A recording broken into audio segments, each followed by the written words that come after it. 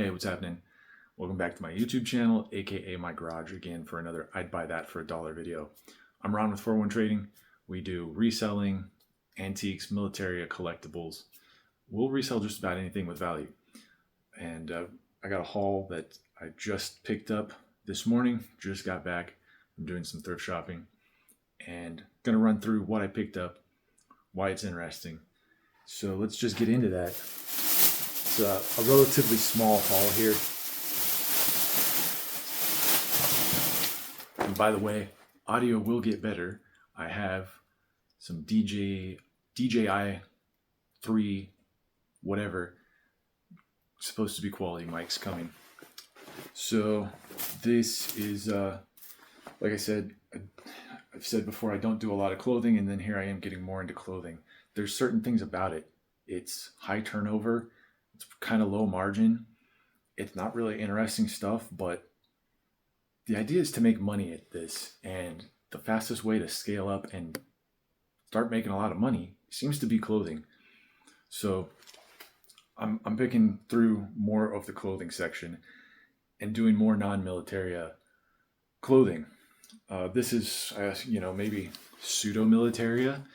It's 511 tactical jeans, $11. Good condition. I don't know, $30 is what I think I comped it at. So after eBay fees, they take 15%, so so you're paying, just say $5 to eBay. So now you're down to 25. So you net $14 on that, and it probably sells pretty quick. That adds up pretty quick. If you can do 30 of those a day, I mean, that's $300. So, and doing 30 of those a day is quite doable if you're sourcing enough stuff and you're hitting that $30 price point. So what else? This is Pure Fashion, 7 for All Mankind. I don't know anything about jeans. I know of this brand. What caught my eye first was as it was hanging there, I could see Japanese fabric, which is just an odd thing. And, thing Japan. Oh, it's so cool, right? So I'm pretty sure these are expensive, and they were $11. And it's probably, they look brand new. Little bit of wear on the crotch there, but no stains. Pretty worn in the seat, but learning experience, I guess. We'll see how that sells with that wear. This was $3.99. They priced it at the counter for me because there was no tag on it. I recognized this camo pattern. I walked up. I'm like, okay, that's European.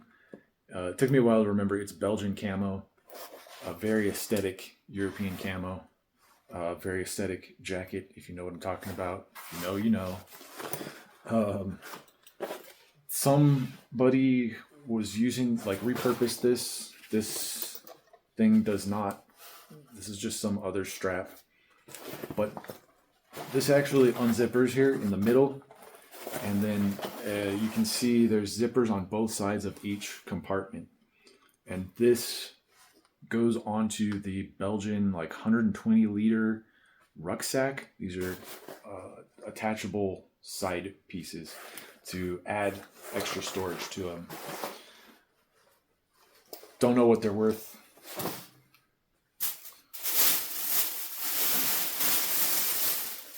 These are cool. I always pick these up because I like them. They're wool sweaters, army sweaters. This is, as small as this looks, this is a large. They stretch. $6.99. I think they'll go over $30.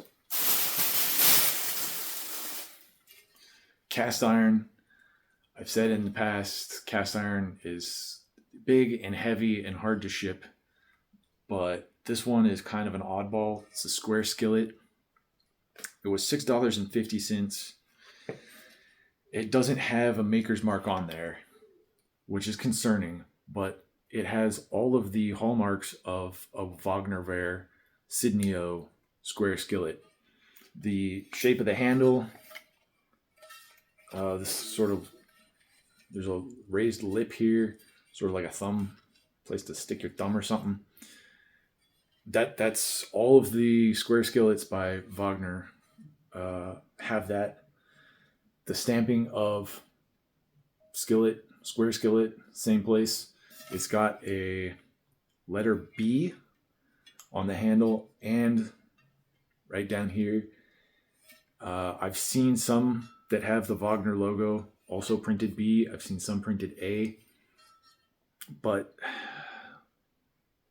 there's nothing there. Like, and I know sometimes, if they would make stuff and they would not put their logo on it and then sell it cheaper. I don't know if they did that with these. I mean, there's just nothing there. It's not like it wore off or that it's covered by a bunch of worn on fat and carbon. But see what happens with that. Wool pants. I think they're Swedish. I don't know for sure. They were $8 or $9. Pretty sure they're military. There's no markings on the inside except for a kind of ink stamping on the waist, and I've seen that on other military stuff. It looks like it was just being used as casual wear with these suspenders. Don't know what the story is on these suspenders. I don't think they're military. I think it's just something somebody was wearing. But the thing is, it's got a zipper closure, which the only ones I've seen of the Swedish ones are button closure. Who knows? They do different iterations of these models. So look into that a little bit. But pretty sure that's going to be worth more money. Lastly, some boots, combat boots. A little bit hard to find information on these. They're stamped on the bottom, row-search, which comes up as 90s Army combat boots. There is some size markings on the top here, I believe. Some sort of manufacturer's code. Got to look into these a little bit more. They're $14. Combat boots, real leather, good soles, probably $50 plus item. Haven't sold any of those other boots that I've gotten yet, but it's only been a few days. Another set of combat boots, Built-Rights. I've seen these go all over the place. I think minimum they're $30. These cost $20. Don't know if there's going to be a ton of money to make on these, but great condition. And that's the video. Pretty short, pretty small haul, but cool stuff in my opinion.